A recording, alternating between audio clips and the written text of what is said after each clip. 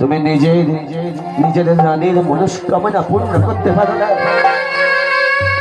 তুমি কেমন ভাবে আমাদের মনস্কামনা পূর্ণ করতে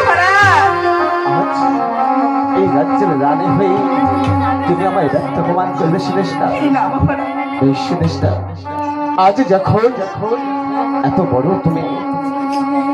বড় কথা তুমি আমায় বলতে পারলে, তাহলে আমি তোমায় কথা দিচ্ছি সুদেষ্টা, যেখান থেকেই পারি না কেন তোমার দাদাকে আমি তোমার কাছে ফিরিয়ে দেবো।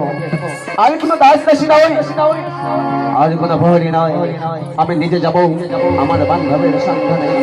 কিন্তু যাবার পূর্বেই তোমাকে একটি গুরু দায়িত্ব তুলে দিয়ে যেতে চাই। এমন কি গুরু দায়িত্ব? আমার বর্তমানে এই মৎস্যনগরে তার দায়িত্ব আমি তুলে দিলাম তোমার মস্তকে।